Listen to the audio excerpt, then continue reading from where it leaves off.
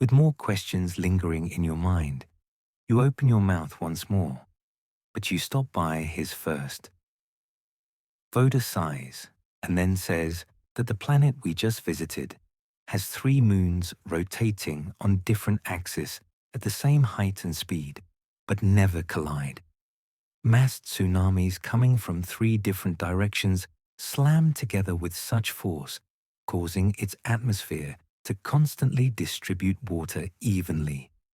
He continues that while the waves are inactive, the subterranean species that live on that planet construct those spires to get atmospheric pressure down to where they live, which they need more and more as they age. They are the first documented living creatures anywhere on any planet. Listen, Zach, the conversation that comes next will take a toll on you and only gain me. Speaking up, you did try to kill me by the tsunami on a foreign soil, and this is a dream. How hard could it be? Voda's voice toughens. Family, friends, and your pure existence will be erased as you know it. Voda continues. You'll remember Earth where you live and where you grow up, but that's all. Thinking through the process, this guy seems like he needs a break. Speaking in turn, sure, I'll leave it all behind. There isn't much there for me anyway. Voda points to the door to exit the house, repeating again, leave here. It will take your very name to do so. Face the last trial. Most sentient that do this one are confused. Don't let it bother you too much. You stroll toward the door, looking back towards Voda, still on the couch. Looking up, he looks slightly comforted by your actions. He speaks up for the last time. Leave your weapons and that stone in your pocket on the stand before exiting. You reach into your pocket and you pull out a smooth stone grey with liquid from the tsunami planet you visited, coursing through its cracks, placing it down. Next, you lodge the dagger into the wood of the stand. The water that was passing back and forth throughout the house swallows them both from the stand in an instant, opening the door to a dreary cobblestone path village with an ominous purple glow. It is still alien to you as the lamps look like they are growing from the ground, letting off a strange, patterned light. Constant light rain and mist emanate around your waist, and you steep through the door as it disappears behind you.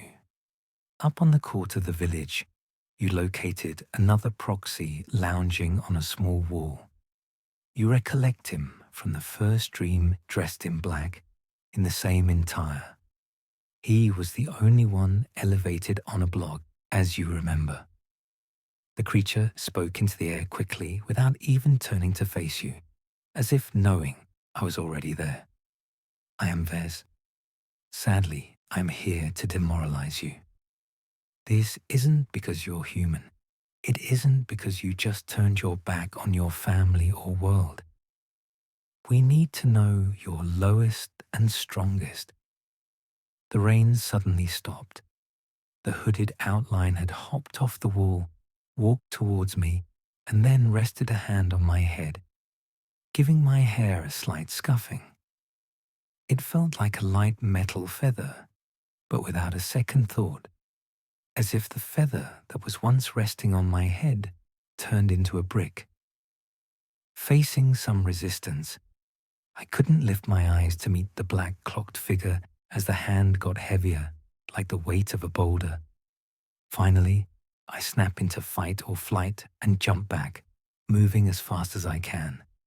Vez giggles, slighting you, then says, not super strong, huh?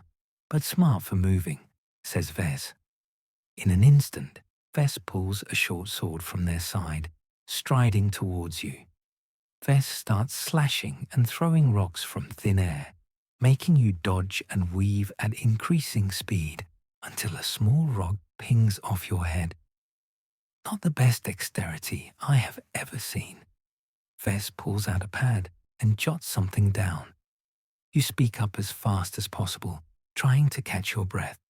Can we talk it out before attacking me next? Vess laughs. Negotiation, yes, please. Been boring testing all these resetters. Before you get another word in, Vess sputters again. How is your adaptation? I wonder. Suddenly, ice and snow start coating the town, knowing this is a dream. I close my eyes, imagining myself in warmer clothes, just consuming a hot beverage from memory. Nothing changes around me, but I immediately felt less of the bite from the cold than moments ago. Interesting, interesting, the man spills with excitement. Okay, how about this? Snapping two skinny fingers, then out of nowhere, blood pours from your throat and into your stomach. Seeing a fountain nearby, you jump and plunge your head into it, drinking the water quickly, pulling your belt of waste, wrapping it around your neck, breathing through your nose. Then stab a small hole with a thin knife that was resting on the fountain through your stomach lining, allowing the blood to exit through it. Vez's eyes widen. Crazy ingenuity. But death would all but be a guarantee, snapping his fingers again, and the blood stops, and the wounds disappear. Vess sits next to me,